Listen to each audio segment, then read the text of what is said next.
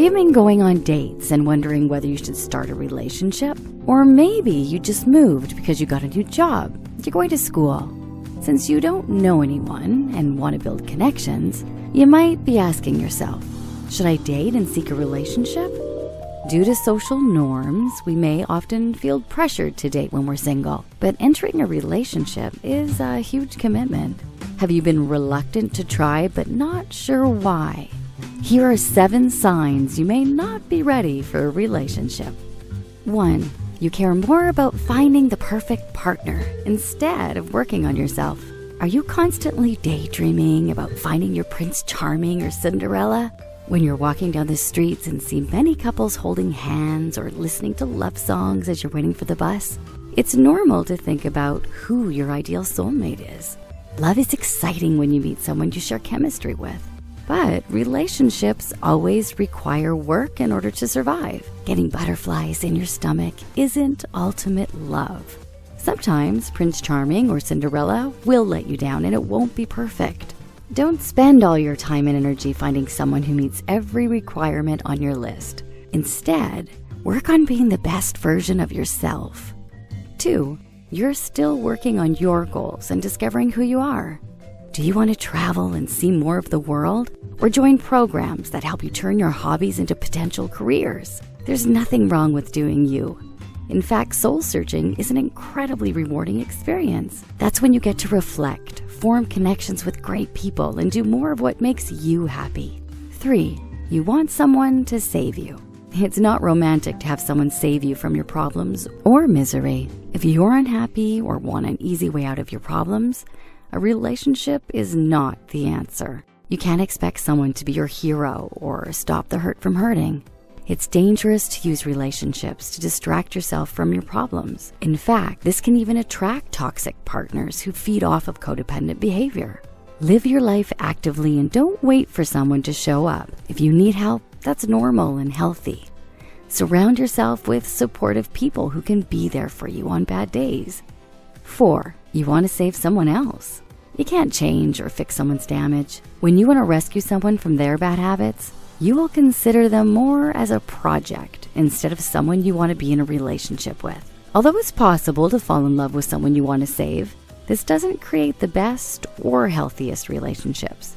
Trying to change someone who meets your expectations will only leave you with disappointment. Everyone has the capability to change, but through their own will and at their own pace. 5. You still frequently think and talk about your ex. You can't control when or who you meet. That's why life works in mysterious ways. Unfortunately, that's how timing can sometimes be off. Just when you think you're ready to be in a relationship with someone, they may still be recovering from heartbreak and hung up on their ex, or vice versa. If you're having a hard time recovering, check out our video, 5 Ways to Deal with a Breakup. 6. You have a hard time apologizing or admitting when you're wrong. There's one word that describes what every relationship needs: compromise. If you have a habit of thinking you're always right and would rather hold on to your ego instead of making things right, then you may want to hold off entering a relationship. Focus first on learning how to own up to your mistakes. Reflect as often as you can and become more self-aware about the decisions you make. Everything has a consequence. 7. You're emotionally closed off. If you have a tendency to keep your walls up, then you may want to work on being vulnerable first. Practice with your friends and family or a therapist. Being in a relationship means allowing someone to see you for all that you are. It's the only way for someone to love you honestly. But if you have a habit of holding back, you must work through your fears and trust issues before committing to someone. A healthy relationship is about 2 people being able to take risks and grow together. Do you feel uncertain about dating or beginning a relationship? Please share your thoughts with us below. Also, don't forget to subscribe for more content.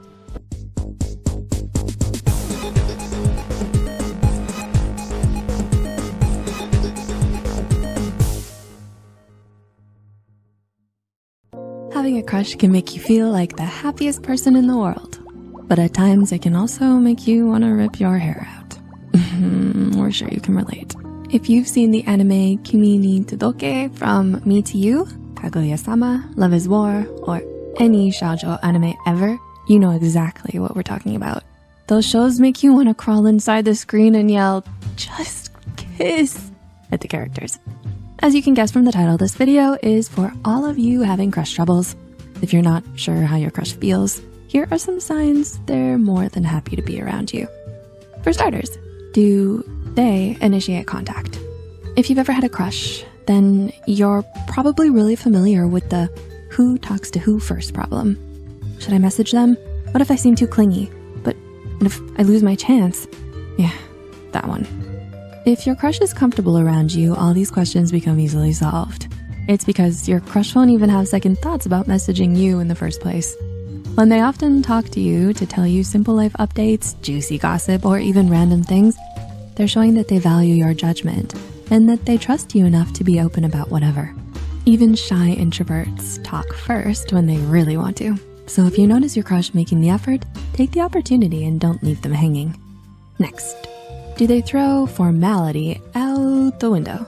The use of honorifics is especially common in countries like China, South Korea, and Japan. For those who don't know, honorifics are basically words like Mr., Mrs., Professor, and other terms that acknowledge respect and rank. Let's say you just met Satoru Gojo in Japan. You would probably call him Gojo-san, because the honorific san is for people you don't know. However, if you get into a relationship with him or become intimate, you will probably drop the honorific altogether, or, call him babe. We wish. The same idea applies to your crush. If they're letting loose, giving you nicknames, swearing, and teasing, you can bet they're highly comfortable with you. They don't feel like you're going to judge them. So in turn, they relax and show you their uninhibited self. Next, are they tactile? According to the Cambridge Dictionary, a tactile person touches other people a lot.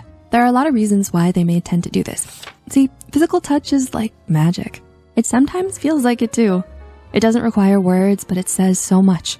For example, when you're having a difficult time, a single hand on your shoulder can bring all the comfort and empathy you need. When your crush lays their head on your arm, hugs you, and doesn't shy away from any form of physical contact, they're welcoming intimacy into your relationship. A 2008 study published in the peer-reviewed medical journal Psychosom Med shows that physical touch results in positive physiological benefits, such as less stress. The emotional benefits are not a secret too.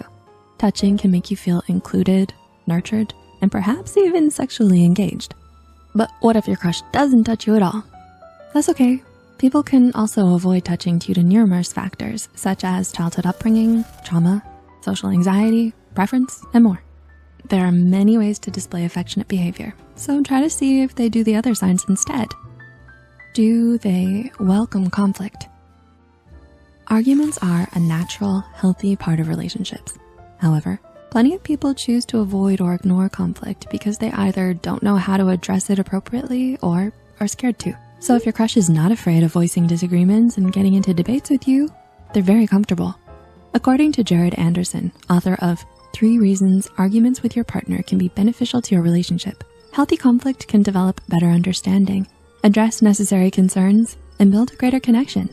However, not all forms of conflict are healthy. Healthy arguments only happen when both sides practice active listening, open-mindedness, and directness. If they're constantly throwing insults, accusations, personal attacks, and silent treatments, you may be dealing with a toxic and manipulative person.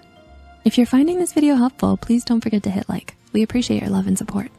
Moving forward, does your crush permit vulnerability? Anxiety is a common feeling at the start of any relationship. Articles from Healthline, NBC News, and Medical News Today back this up. It doesn't matter whether you're an extrovert, introvert, or ambivert.